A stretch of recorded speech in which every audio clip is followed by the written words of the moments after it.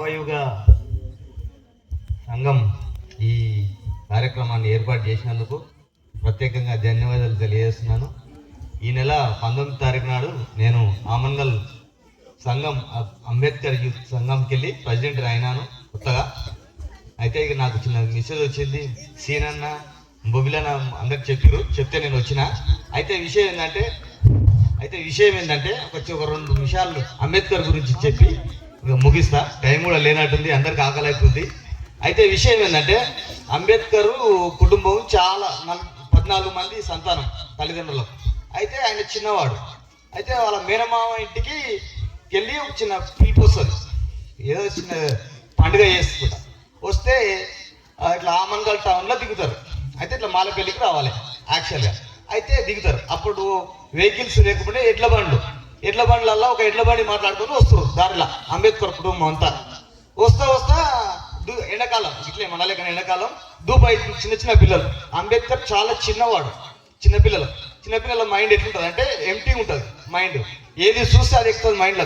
తల్లిదండ్రులు మాట్లాడేది పిల్లలు గమనిస్తుంటారు. పిల్లల ముందర దయచేసి అనవసర విషయాలు మాట్లాడకూడదు అని నేను చెప్తున్నా మీ పెద్దవాళ్ళందరికీ. అయితే వస్తుంటారు, వస్తా జంగరోడ్ పెళ్ళికాడికి వస్తారు.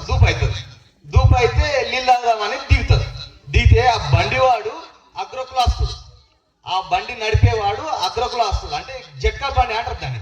ఆ అగ్రకులాడు ఏం చేస్తాడు, మనం మాట్లాడుకునే భాష యాస ఎట్లా ఉంటుంది, మన వెనుకబడిన కులం వాళ్ళు అట్లా రా ఇది ఇట్లా రా అన్నట్టుగా మాట్లాడుకునే భాషను బట్టి వాడు ఏమనుకున్నా అంటే వీడు వెనుకబడిన కులం వాడని అలా అర్థమైపోతుంది. ఆ ఎడ్ల బండి ఉంటుంది అర్థమయ్యి గట్టిగా అరుస్తాడు.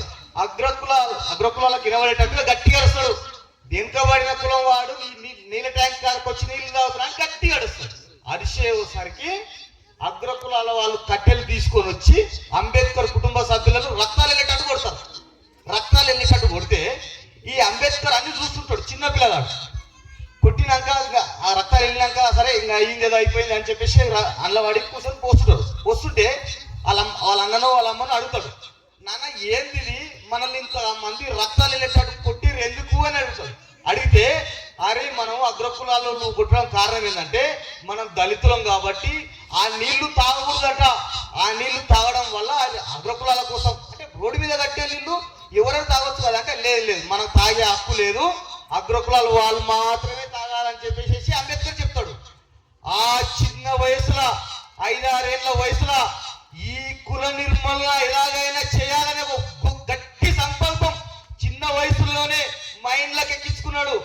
ఈ భవిష్యత్తులో ఎప్పటికైనా ఇలాంటి వ్యవస్థ ఉండకూడదని చెప్పేసి ఆ చిన్న వయసులో బలమైన నిర్ణయం తీసుకున్న డాక్టర్ బాబాసాహెబ్ అంబేద్కర్ గారు మన దేశంలోనే కాదు ఈ ప్రపంచం మొత్తంలో కూడా ఆయనను పడ్డ కష్టాలు ఇంకా ఎవరు పడలేదు. ఇంకొక విషయం ఏంటంటే ఈ ప్రపంచంలో ఆయనకున్నన్ని విగ్రహాలు ఇంకా వేరే